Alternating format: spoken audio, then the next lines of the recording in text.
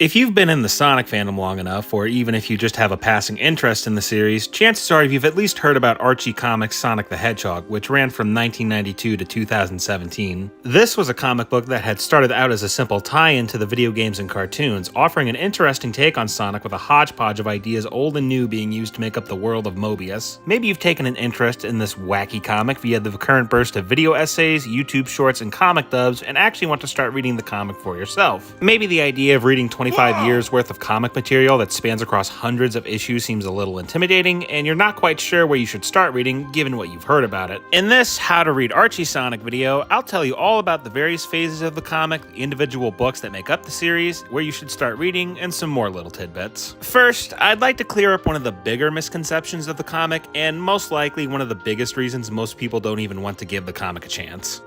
Ahem.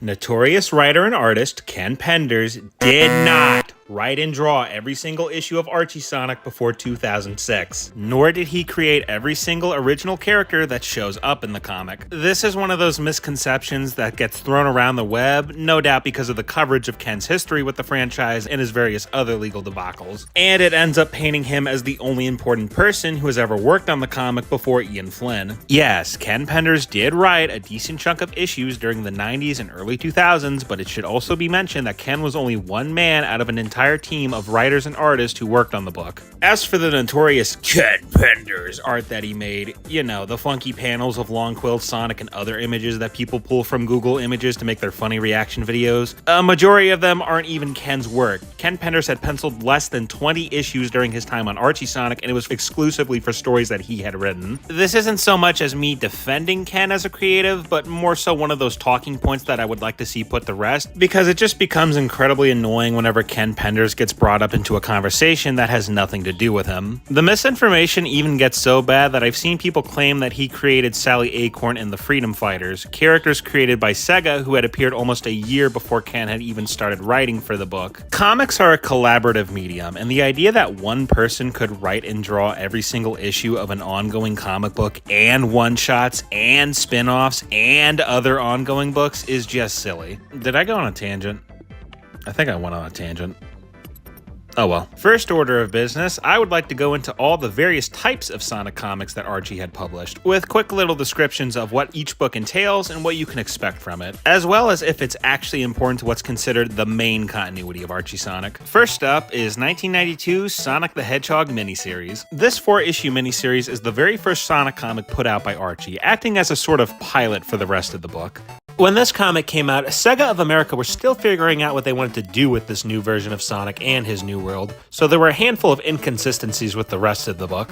Sonic's origin is completely different, Robotnik's takeover of Mobius is completely different, and Sally Acorn is depicted as orange and blonde instead of brown like she's known for. Despite the arguable canonicity of these early issues, I would still recommend checking it out as the start of your Archie Sonic journey, as it does the best job at setting up the ongoing conflict and characters. Dr. Robotnik rules the planet Mobius, with Sonic the Hedgehog standing up to him with his fellow freedom fighters. The artwork and jokes are also just super charming, with writer Mike Gallagher hamming it up with some grade A puns and artist Scott Shaw providing some wonderfully cartoony artwork. Up next is Sonic the Hedgehog in 1993, the main book of Archie Sonic, which spans 290 issues. This book originally began doing more of the same from the miniseries, with Sonic continuing to fight Dr. Robotnik for control of Mobius, introducing more side characters, more villains, and beginning to shift in tone to a more serious narrative to coincide with the Saturday morning cartoon. This book would go through different tones, writers, artists, and more as the years went on, and trying to condense it all into a few paragraphs and sentences is something I really don't want to do with this video, outside of where you should start reading the book. This one is the main attraction, and it's a beast of a comic. Moving on, we go to Sonic Universe.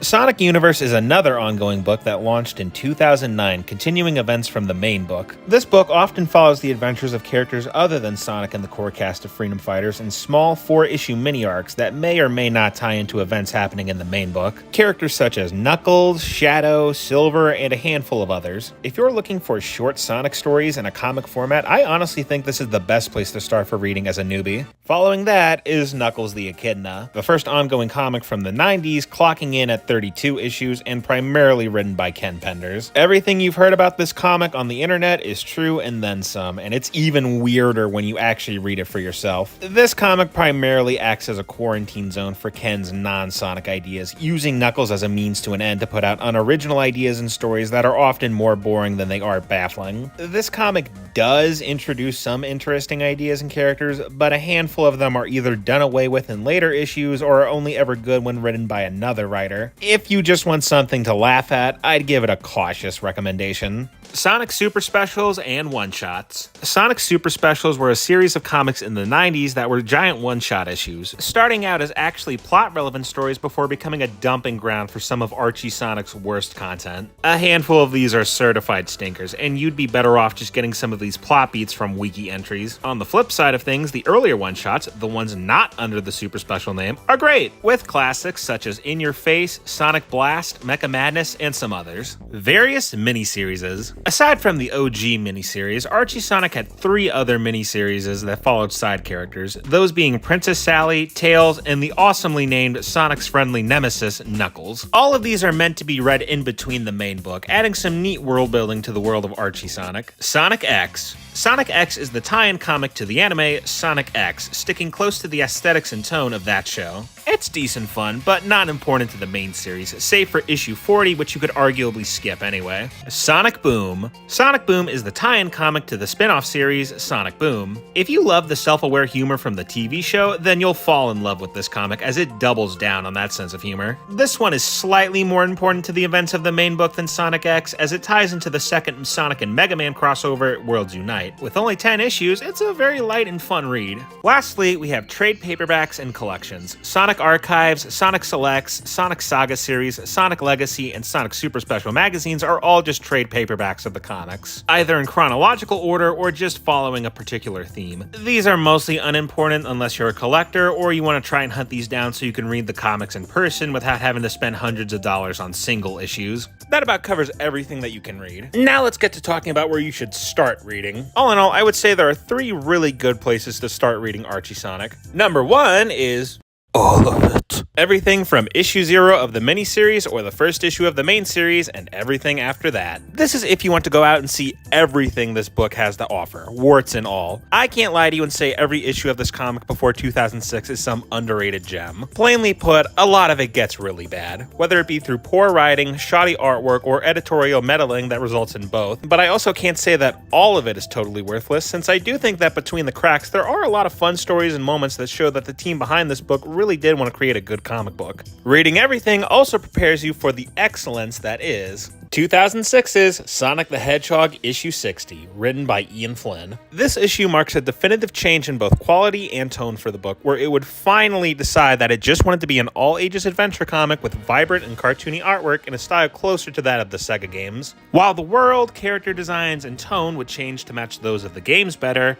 this was still the world of Archie's Sonic the Hedgehog, with Sonic the Hedgehog and friends still fighting for their lives against Dr. Eggman. The dialogue is sharp and witty, the art and action is expressive and always fun to watch, and the book is almost always on the move, telling one ongoing narrative that doesn't ever seem to stop, even if it looks like it's going to be taking a break. This run on Archie Sonic is simply epic. That is the best way I could describe it. If you need extra convincing, I would highly recommend checking out Low Arts and Ian Waffle's videos on this period of the comic, since they do a great job of breaking it down and why it works. If you want to know when you need to start reading Sonic Universe alongside the main book, it's issue 196 followed by Sonic Universe number 1, and then you just go back and forth from there. If none of that sounds appealing to you though, then that's where we go to our last starting point. 2013 Sonic the Hedgehog issue 252, also written by Ian Flynn. Following the infamous lawsuit involving Ken Penders and Archie Comics, go look it up, I'm not talking about it, the Archie Sonic comics would require a full reboot to scrub itself of nearly every piece of comic original ideas that the book had fostered up to that point. If you don't care about any of that stuff and just want to read a Sonic comic because you like the games, then this is probably the best place to start. The world and character designs are near identical to that of the games, with the same basic plot line of Sonic and the Freedom Fighters fighting Eggman.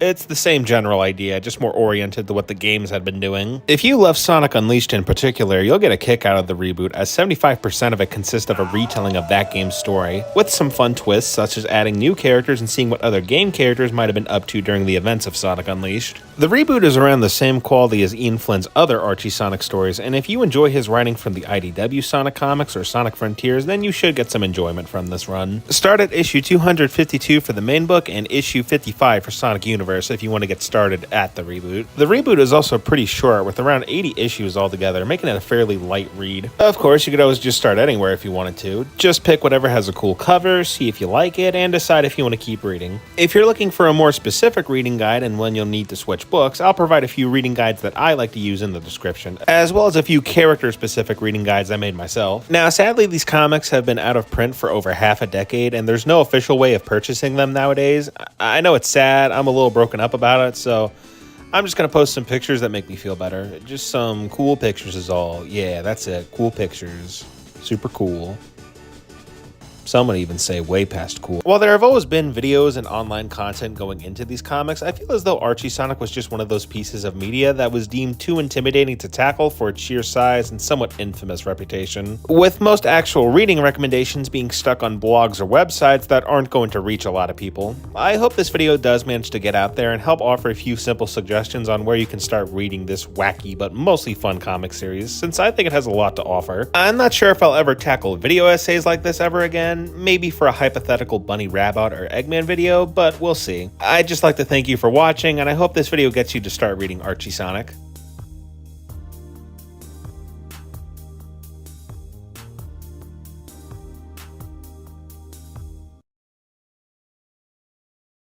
I forgot about Sonic Mega Drive, I'm sorry guys.